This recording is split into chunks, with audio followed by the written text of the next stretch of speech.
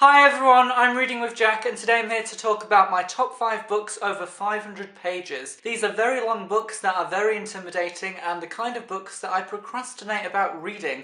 However, I did find 5 that I absolutely loved and it really shows me that I do like big books when I have the motivation to read them. In 5th place this week I've chosen Eona by Alison Goodman, which is the second book in the Aeon duology, and I really love the fact that this is a duology because I think it works so well as creating a long book in the sense that there's intensity throughout. We're not waiting for things to happen because it's just constant excitement and intensity. Things are always going on, and I think with this book it's just so unique as well, particularly the characterization of Eona. I think she's such an interesting character.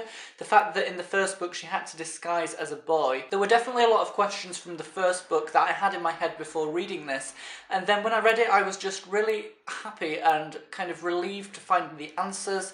I feel like overall it's a really fantastic book. It's not my favourite long book over 500 pages, but it is definitely one of the best that I've read. 4th place this week is going to the third and final book in the Infernal Devices by Cassandra Clare, and it is Clockwork Princess. It's a beautiful book actually, probably the tallest book that I'm actually going to be showing today, but it's also a very long book. It's definitely over 500 pages and I absolutely loved it. It was a great conclusion to the trilogy. Cassandra Clare always has a beautiful writing style. She has a very precise way with words, and I also really love Tessa Gray as well. I think she carries the entire book. She is a bookish character and I love it when characters are bookish. I really connect with them. The references she makes to reading and books, why books are important, just really get me, and I love that.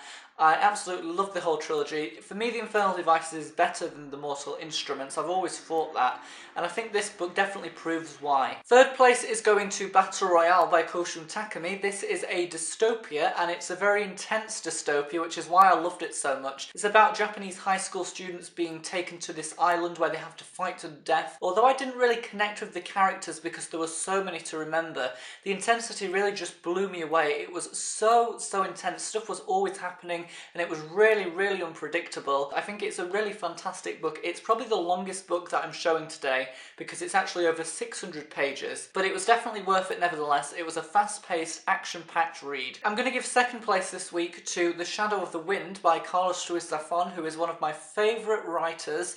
He is just amazing. I love the way he tells a story. It's very precise. His writing style is beautiful as well. It's so descriptive and vivid, and I think although that means that it's quite hard to get through at a fast pace, it's not really the quickest read. It's just beautiful. You can really devour it, and that is what I did when I was reading this. I was taken back by all this amazingness, and the fact that it's a book about books. The main character, Daniel Sempier, is very bookish and he's investigating why a certain book in the world is being burnt. I think all in all it's perfect. It's a great book. It's so enjoyable. It's so mysterious.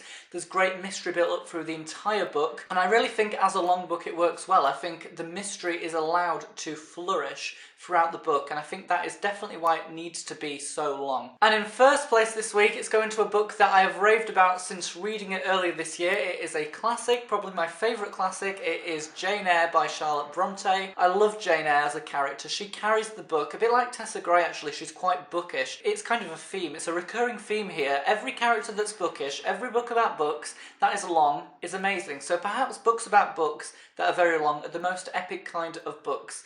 I think they probably are. I love seeing the development of Jane Eyre. I think, you know, she becomes a very strong and resilient woman. I also love the characterization of Rochester as well, and his dialogue with Jane is hilarious. The writing style is beautiful, it's so vivid and symbolic, and also the plot as well. There are so many plot twists and turns that kept me on the edge of my seat reading this. It was an amazing book. It did not even take me long to read despite being over 500 pages, and I really admire this book. I think it's just perfect. It's my favourite Brontë novel, my favourite classic, and I just love it. I can't stop raving about it. So everyone, these are my top 5 books over 500 pages. They are all absolutely amazing. Despite the fact that they are so long, they are epic, exciting, unpredictable, and definitely books that I would recommend. So please read them if you haven't already.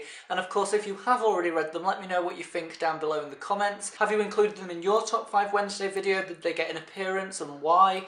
And if they didn't get an appearance, why not? So yes, here are the beautiful books. So thank you so much for watching this video, everyone. I really enjoyed making it. It's so fun to talk about very long books because I do like long books. Big books are fun and epic. So thank you for watching, and I will see you all again in my next video.